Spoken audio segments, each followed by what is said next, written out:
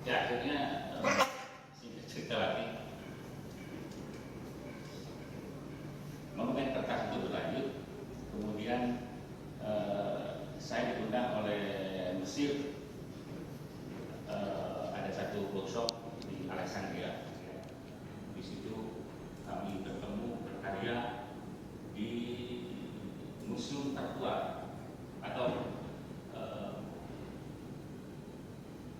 oldest library in the world, katanya itu di Alexandria, yang sekarang saya dengar bicara habis berbuat itu ketika Irak sedang diancam oleh Amerika. Buat saya besar mengadakan pameran legenda kertas di sini. Itu tahun 2005. Saya ingat saya memakai seluruh ruangan yang ada di Bentara Budaya di sini, sono, sini dan di atas itu takut gitu ya. Karena kertas yang bergoyang itu membuat image mungkin penampakan. Padahal saya ketahui ternyata saya selidiki kenapa orang takut dan kenapa itu bergoyang. Rupanya di sebelah sana ada exhaust fan yang membuat itu ruang udara itu berputar dan menggerakkan seperti ini. Kemudian ya dari ruh peradaban kertas lah kemudian lahir pameran tunggal berikutnya, yaitu Jagat Kertas. Seluruh Jagat Kertas lahir dari karya itu. Dan kemudian dari situ saya sampai hari ini disampaikan oleh Mas Haryadi ya, Sabta Haryadi dalam sambutannya di katalog itu, bahwa pameran-pameran saya sampai hari ini saya harus jujur terinspirasi oleh kelompok karya pada legenda kertas itu. Dan kemudian saya berkembang berkarya terus, pameran sebelum ini sebetulnya saya berpameran di Kuala Lumpur, pameran tunggal di University of Malaya ya di sana 2013. Nah, saya memamerkan Jagat Kertas versi terbaru waktu itu. Saya beri judul karena mereka tidak mengerti jagat, karena tolong kalau bisa di bahasa Inggris kan. Saya memakai kata The Cosmos of Paper di sana itu. Makanya jadilah sebuah pameran dengan tajuk The Cosmos of Paper. Saya memamerkan sebagian dari koleksi ini, bukan artinya ada figur gitu dari kertas di situ, tapi bukan pameran tunggal. Itu hanya salah satu karya di situ. Nah, dari ketika saya diminta pameran lagi di sini, waktu baru saja pameran tunggal 5 di Sumarja ya, sebetulnya overlapping. Ketika saya persiapan diagnosis di Praseni yang di Sumarja itu, saya sudah ditawari oleh Bentara Budaya untuk mau nggak berpameran tunggal lagi. Saya pikir pendek saja, bilang iya, saya coba. Singkat cerita itu berjalan, ini juga diam-diam saya mencobanya. Akhirnya kenapa sampai pada tubuh? Saya harus cerita sesuatu yang membuat Bentara mungkin agak bertanya pada awalnya.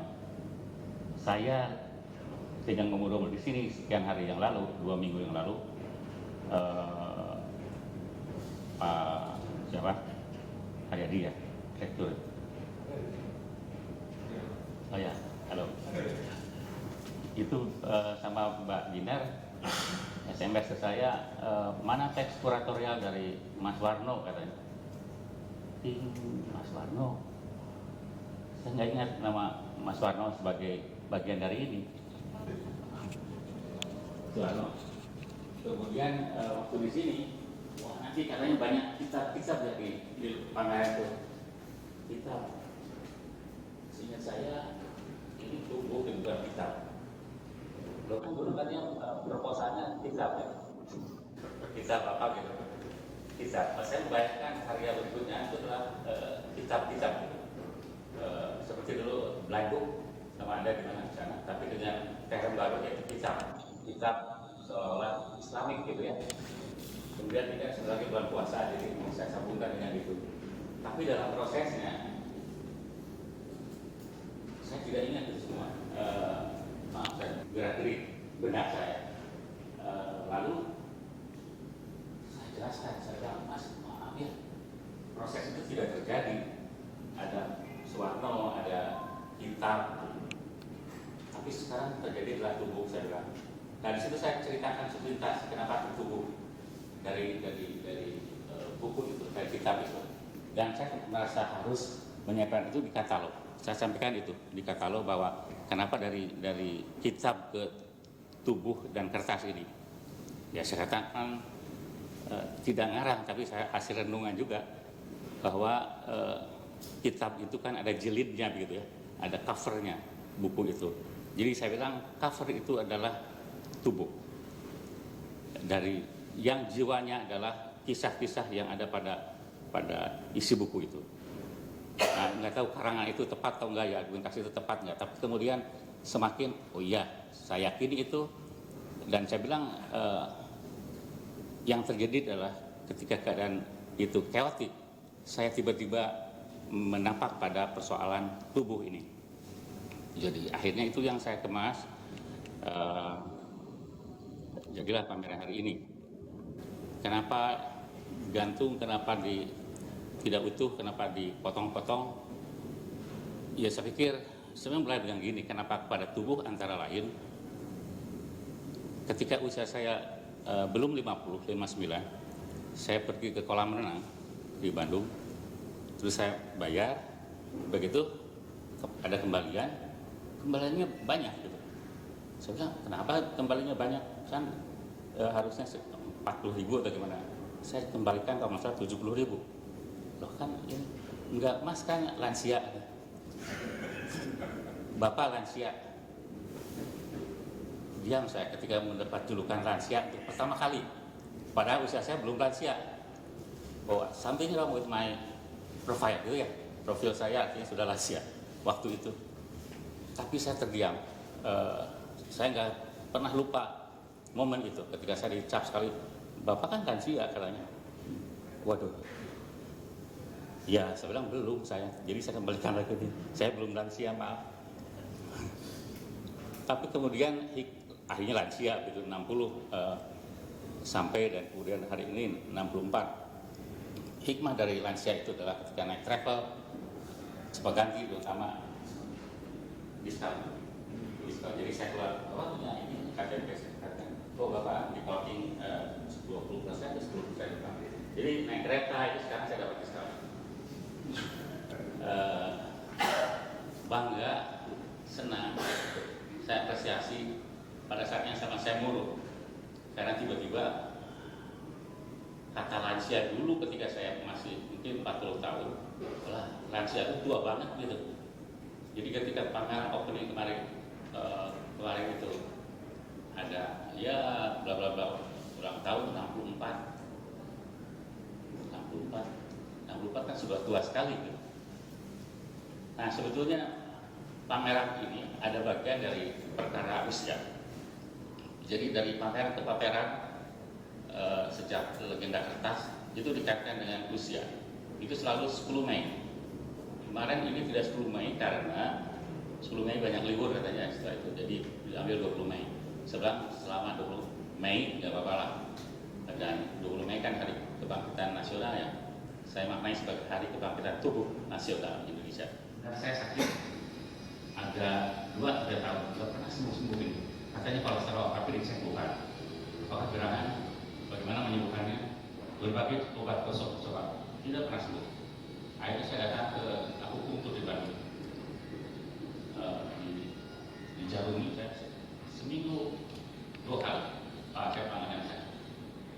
Seminggu 2 kali saya bahkan yang pertama tuh 12 kali berturut-turut harus datang. Sampai hari ini saya masih ke sana. Alhamdulillah sudah menyembuh. Belum lama saya merasa nggak nyaman dengan gigi saya. Dan karena saya sudah berkepentingan selalu tematik dan estetik gitu. Pengertian tematik itu tadi ada tubuh dan jiwa.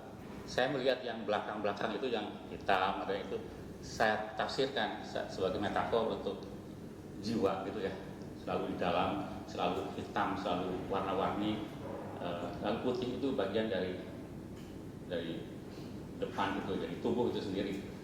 Jadi tubuh dan jiwa dalam satu paket. Kenapa dipotong-potong? Saya takut seperti waktu mulai karya ini karena tiba-tiba istilah untuk dipotong-potong itu kan mutilasi ya. Mutilasi itu identik dengan pembunuhan ini itu. Tapi saya memakai istilah yang ya cerdik dan sedikit ilmiah atau puitis gitu. Saya mengatakan ini penguraian tubuh saya. Tubuh saya uraikan menjadi bagian utuh, bagian setengah, bagian seperempat, bagian seperdelapan, bagian kepala, bagian kaki, dan sebagainya yang ada di sini kurang lebih.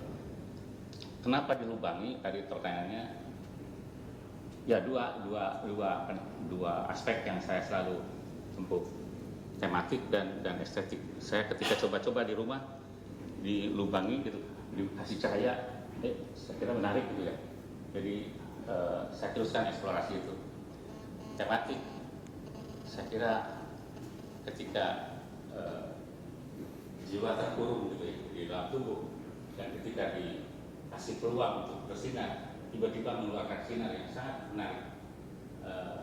Saya kira itu yang saya kemas dalam olah bentuk tubuh lewat kertas pada kamera ini. Seni rupa zaman baheula, seni rupa whatever, I don't care. Inilah saya dalam konteks tema tadi. Saya sadar betul bahwa ini boleh jadi tafsir bukan seni rupa tapi seni entah apa gitu, nggak penting. Yang penting saya. Terima kasih.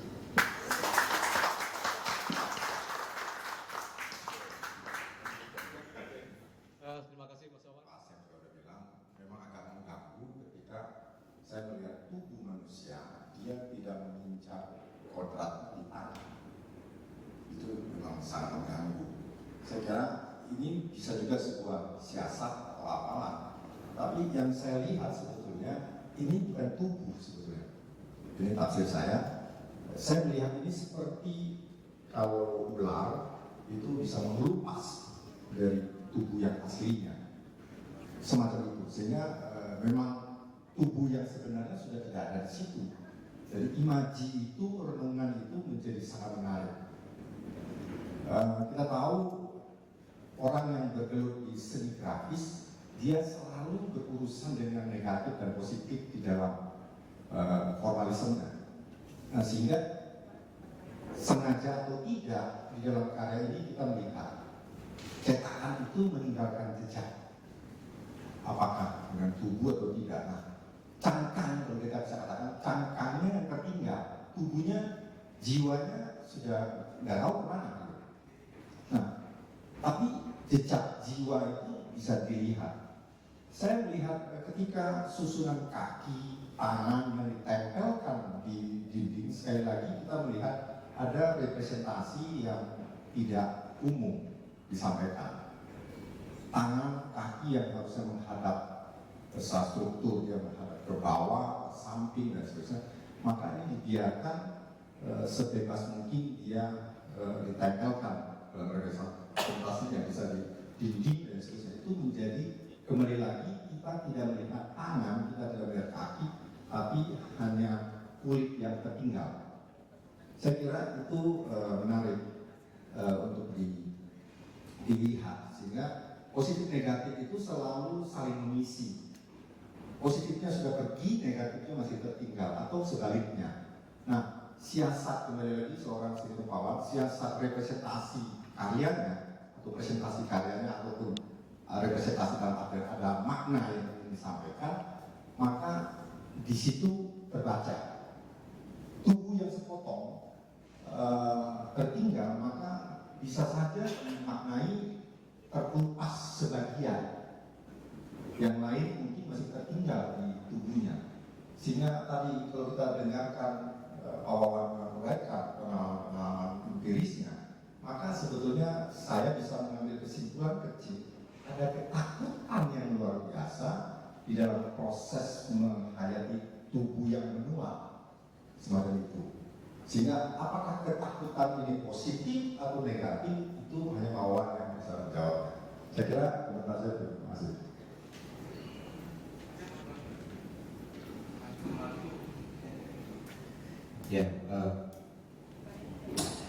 Ya ketika Puan menciptakan ini, saya sedang tidak berada di tempatnya, dan dengan itulah kemudian muncul tafsir saya. Sebenarnya saya juga ingin berbicara sebelum produk seni rupa yang disarankan oleh Mas Hendro tadi, tapi dihadapkan pada karya semacam ini, saya tidak bisa menolak dari hal-hal yang justru saya paling jauh keluar.